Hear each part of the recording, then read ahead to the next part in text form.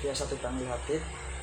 Di sini saya akan menyampaikan tentang ide pemikiran Soekarno, yakni Nasakom, yang dari kepanjangannya yakni nasionalis, agama, dan komunis.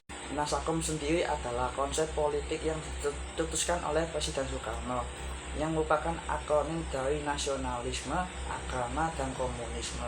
Ide ini muncul sebagai solusi untuk menyatukan berbagai ideologi yang ada di Indonesia pada masa demokrasi terpimpin yang berlangsung dari tahun 1959 hingga 1965. Konsep ini bertujuan untuk mengatasi perpecahan konflik antara tiga kekuatan politik utama di Indonesia yang telah disebutkan tadi. Latar belakang pemikiran Nasakom. Pemikiran Nasakom sudah ada dalam benak Soekarno sejak tahun 1926 ketika ia menulis artikel yang berjudul Nasionalisme, Islam, dan Marxisme. Dalam artikel tersebut, Soekarno berusaha untuk menjembatani perbedaan ideologi yang ada di Indonesia. Namun, gagasan ini baru diusulkan secara resmi pada bulan Februari tahun 1956 setelah Soekarno mengkritik demokrasi parlementer yang dianggapnya tidak sesuai untuk Indonesia. Ia berpendapat bahwa sistem tersebut lebih melindungi kepentingan kapitalis dan dikuasai oleh kaum borjuis atau kaum kaya raya sehingga tidak dapat memakmurkan rakyat.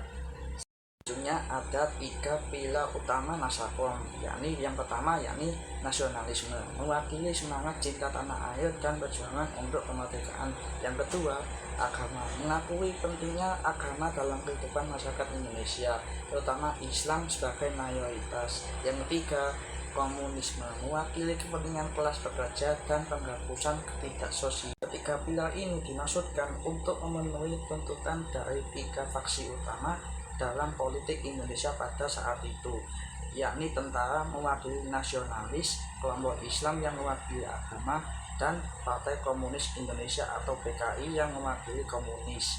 Dengan menggabungkan ketiga pilar ini, Soekarno berharap dapat menciptakan stabilitas politik dan sosial di Indonesia. Selanjutnya yakni ada implementasi Nasakom. Setelah mengusulkan konsep Nasakom, Soekarno sendiri melaksanakan dekret presiden pada tanggal 5 Juli tahun 1959 yang membubarkan Dewan Parlementer dan mengembalikan konstitusi ke Undang-Undang Dasar 1945.